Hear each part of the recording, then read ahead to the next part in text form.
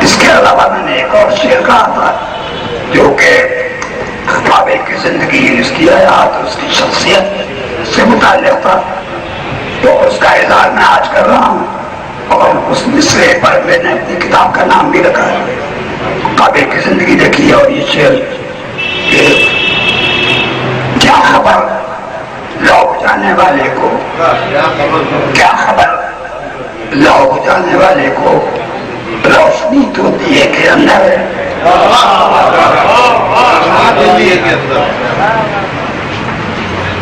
جناب نصرت مرزا صاحب، پروفیسر سہیل انصاری صاحب، میرے بڑے عزیز اور بڑے قدیم دوست سہیل انصاری، حضرت احمد رئیس، گلنار رافی صاحبہ، اور بالخصوص ڈاکٹر عشرت حسین، انہوں نے بڑی پرانی یادوں کو دوبارہ زندہ کر دیا، اور نہایت دلچسپی کے ساتھ، اس میں کسی کی دلداری بھی نہیں، نہایت خوبصورت پھیلایا۔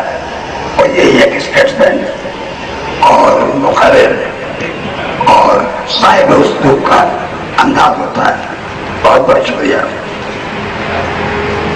گلنار رافی نے اپنے مضمون میں بالکل نئے زاویے سے روشنی ڈالی، اور قابل کے ساتھ ان کی بیگم نرگس کا جو اشار ہے، جو قربانی ہے، جس طرح انہوں نے قابل کا ہاتھ اپنے ہاتھ میں لیا، اس کا انہوں نے بھرپور خراج تحسین اپنا الفاظ میں ادا کیا۔ سہیل انصاری صاحب ظاہر ہے عالم ہیں، نقاد ہیں، شاعر ہیں، انہوں نے قابل کی زندگی اور شاعری کو بہت قریب سے دیکھا، اور جو مطبوعات قابل سے متعلق شائع ہوئی ان کے بارے میں بہت اچھے خیالات کا اظہار کیا۔ عشرت حسین صاحب نے بڑی اچھی بات کہی کہ وہ قابل کی شاعری ان کے لیے خوبصورت حادثہ تھی۔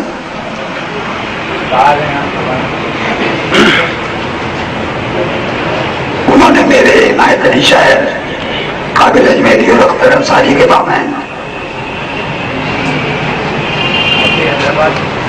بعد میں میرا خیال ہے آپ ہی بیٹھیں گے تھوڑی دیر میں، تو یہ ان کے تقریر کی خوبی ہے کہ انہوں نے حیدرآباد کے ایک بہت ہی پرخطر دور کو بڑی خوبصورتی سے بیان کر دیا۔ اس کی یادیں آج بھی تازہ ہیں۔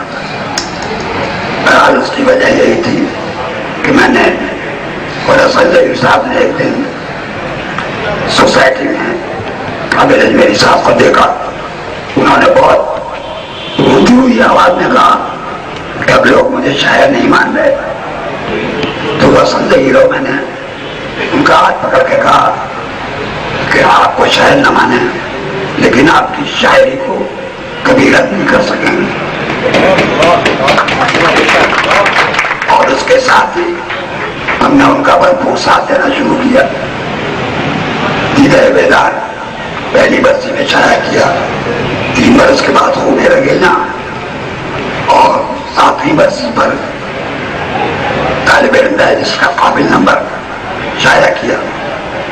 اس میں ہم نے بھرپور کوشش کی کہ ان کے کام، ان کی شاعری اور ان کی شخصیت کو احاطہ کیا جائے۔ صاحب بھائی نے بڑی اچھی بات کہی کہ قابل نے جتنی بھی شاعری کی ہے اس میں صرف وہ اپنے دکھ درد اور غموں کا ذکر نہیں بلکہ زندگی کو مختلف زاویوں سے دیکھا، زندگی کے ہر رخ کی ترجمانی کی، شباب کی ترجمانی، انقلاب کی ترجمانی۔ کہا تھا کہ وقت کرتا ہے پرورش مرزوں، حادثہ ایک دم نہیں ہوتا، ہم ہواؤں کا روح بدلتے ہیں، آئے دنیا ہمارے ساتھ چلے۔ ایسے ایسے شعر ہے۔ ہماری شاعری میں ایک مثال موجود ہے، فانی بتائی انہوں نے اپنی پوری زندگی یک روحی شاعری کی اور صرف غم کے ترجمان کہلائے۔ لیکن قابل غم اور ریاض کے ساتھ امید، آرزو اور بہتر زندگی کے خواہاں رہے، اور اس کو ان موضوعات کو انہوں نے اپنی شاعری کا محور بنایا۔ اس کے ساتھ ہی میں آپ تمام حضرات کا شکریہ ادا کرتا ہوں۔